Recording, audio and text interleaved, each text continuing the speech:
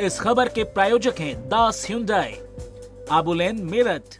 महाराष्ट्र विधानसभा चुनाव में पहली बार 6 बड़ी पार्टियों के बीच मुकाबला हो रहा है। 20 नवंबर 2024 को मतदान और 23 नवंबर को नतीजे आएंगे। हवा का रुख समझने के लिए हमने 5 महीने पहले हुए 2024 लोकसभा चुनाव के नतीजों को आधार बनाया। महाराष्ट्र की लोकसभा सीटों को 288 विधानसभा के हिसाब से एनालिसिस किया तो कई चौंकाने वाले फाइंडिंग्स मिली। मसलन अजीत पवार के एनसीपी महज 6 विधानसभा सीटों पर जीती थी। बीजेपी को 23 सीटों का नुकसान हुआ था। महाविकास आघाड़ी में कांग्रेस ने सबसे ज्यादा 63 सीटें जीती थी। लोकसभा नतीजों के आधार पर विधानसभा के लिए 4 बड़े फाइंडिंग्स। लोकसभा के नतीजों को विधानसभा वार देखें तो किसी एक पार्टी को बहुमत नहीं मिला था।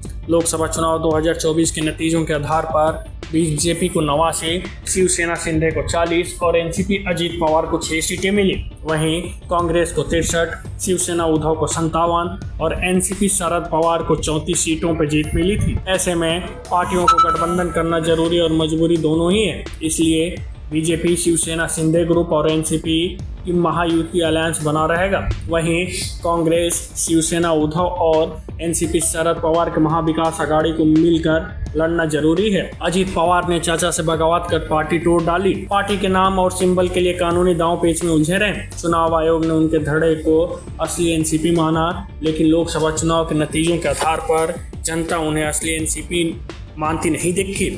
लोकसभा चुनाव के नतीजे विधानसभावार देखें तो एनसीपी 34 सीटों पर जीती थी। वहीं एनसीपी 6 सीटों पर सिमट गई, यानी शरद पवार को 22 सीटों का फायदा हुआ।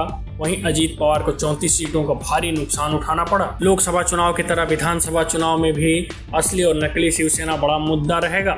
लोकसभा चुनाव के नतीजों पर नज़र से देखें तो शिवसेना उद्धव को 57 सीटें मिली। वहीं शिवसेना 47 सीटें जीती, यानी असली शिवसेना का टेस्ट में उद्धव ठाकरे एकनाथ शिंदे से आगे रहे। विधानसभा चुनाव में भी शिंदे के सामने खुद को साबित करने की चुनौती है। लोकसभा चुनाव नतीजों के आधार पर महाविकास आघाड़ी गठबंधन में सबसे ज्यादा 63 विधानसभा सीटों पर कांग्रेस आगे थी, यानी लोकसभा चुनाव तक मोमेंट्स कांग्रेस के पास था। अब पार्टी के सामने सबसे बड़ी चुनौती विधानसभा चुनाव में इस मोमेंटम को बरकरार रखना है। हरियाणा में भी कांग्रेस के पक्ष में मोमेंट था, इसके बावजूद पार्टी विधानसभा चुनाव हार गई। Bureau report, news first.